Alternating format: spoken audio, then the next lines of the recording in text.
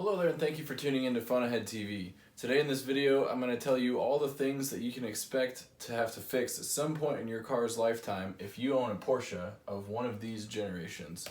Please stay tuned.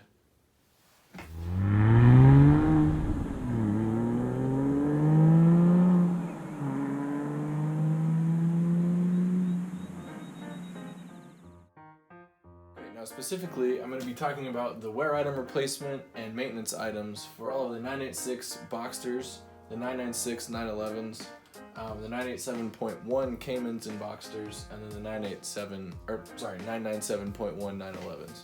Why did I choose these particular generations? Because at the moment these are the most affordable Porsches, sports car Porsches. So a lot of people are trying to pick these up right now. Quick aside, one thing I neglected to mention here is the reason why all these are so affordable.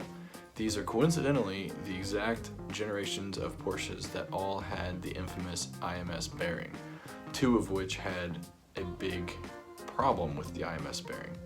So any of the people that are in the market for these cars and looking to buy are all very curious as to the maintenance and what they could possibly be getting themselves into. But I'm going to start with the maintenance items, just to let you know what you can expect to have to replace on a regular basis. Of course, you'll have to change your oil on a regular basis. The manual actually says 20,000 miles. That is ridiculous. Do not do 20,000 miles. Do what every automotive bone in your body tells you and change your oil every 5,000 or so miles. You need to keep that oil fresh. Coolant flush and brake fluid flush. Do both of those every 2 years. It's very important because your brakes can get spongy, and of course you want your sports car to be braking very well, and also your coolant can get corrosive after a while, so make sure to keep all that very fresh.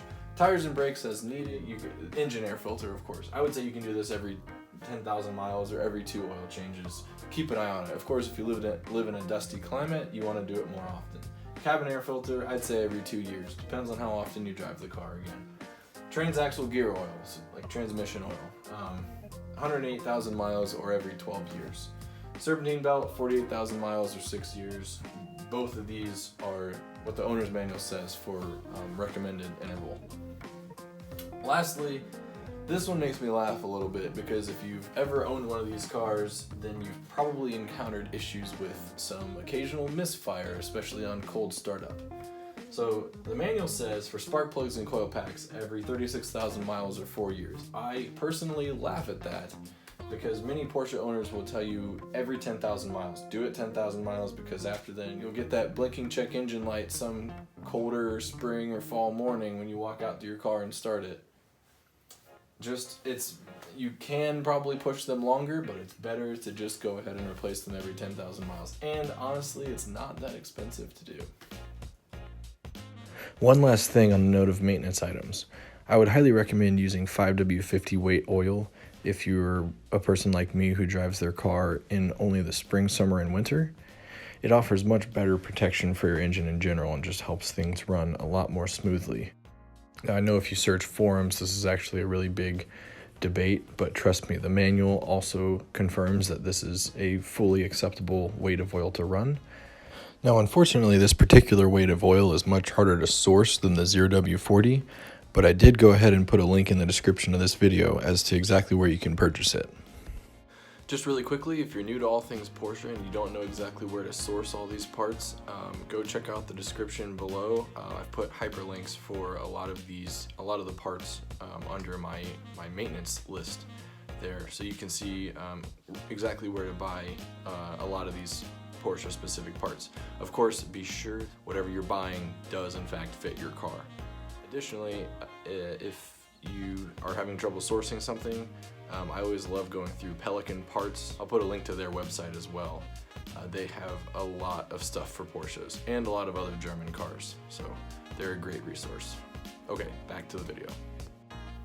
Okay, it's now time to talk about the bigger ticket items of wear item replacement. First off, air oil separator. This is part of your PCV system, or positive crankcase ventilation system. When the air comes back up from the crankcase into your intake, of course there's some oil particles in it, So the air oil separator's job is to separate of course, like it sounds, separate out all the oil particles within that air so that you're not burning oil. When this starts to go bad, you will notice upon cold start maybe an occasional puff of white smoke out of your tailpipe. So it's actually really easy to replace. It's not overly expensive. So if you start to see that, signs of it being bad, then replace it soon, because it can eventually cause a lot of oil burning, or eventually just dump oil into your intake, which is extremely bad. That would be an extreme case. Anyway, water pump and thermostat, these are very easy items to replace. This is a fairly common item to go bad. A lot of people say that they have to replace them after maybe 25,000 or 30,000 miles. I've done mine. I did it after 35,000 miles on my car, and the one that was on it still had life left in it. But I'm a big fan of preventative maintenance, and for things that could leave you stranded on the side of the road, I'm all for replacing them, especially if the car is now coming up on 12 years old. Thermostat, of course, if you have your water pump out, you might as well do your thermostat. In my case, I did a low temperature thermostat. This is something that everyone highly recommends. I obviously highly recommend it as well for every one of these generations of Porsches. These are engines that can have oiling issues, which of course, given that you have an oil cooler on your car as well, it keeps your oil that much cooler and lubricates your engine better. Highly recommended low temp thermostat. So clutch and everything to do with clutch, I have done this on my car, again, preventatively. The reason was actually because of the slave cylinder. The slave cylinder has this little plastic tip on the end of it that if it breaks, then it'll leave you stranded on the side of the road. That tip is what actually pushes the throw-out arm for the clutch. So, and is what ultimately moves your pressure plate. So if that tip goes bad, then nothing's going to actuate your clutch, and therefore you can't engage your clutch or disengage. So while I had all of this apart, I had the transmission out, I did the clutch, pressure plate, throw-out bearing, pilot bearing, and I did the dual mass flywheel. This is somewhat of a touchy topic with a lot of people. If you search around for forums, a lot of people say, oh yeah, performance benefit, throw a single mass flywheel in there, or a lightweight single mass. This is actually, from what I understand, bad for the main crank bearing's longevity. That bearing is designed to have the balancing effect of the dual mass flywheel. So they say if you have a single mass in there, then you have that much more shock going into that bearing, which will then impact its lifespan. You don't want that bearing going bad.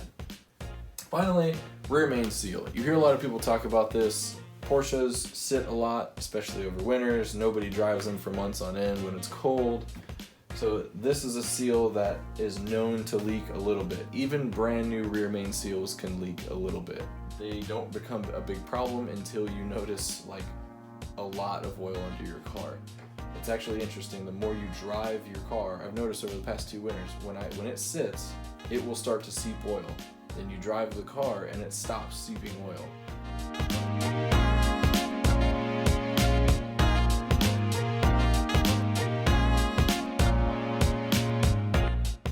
Thank you so much for watching, and please hit that subscribe button, because in a couple weeks I'm going to be posting a video about the 2 main catastrophic issues that each of these 4 generations of Porsches could possibly experience. Additionally, please feel free to leave comments below, letting me know if you think maybe I missed something. I tried to be as thorough as possible for the everyday driver. Of course, if you're tracking your car, then you're going to experience a whole different gamut of issues. Also, finally, like I said before, I did place links in the description below for most of the parts that I mentioned throughout this video, so you can feel free to source your parts from there. Thanks again for tuning in to FunAhead TV.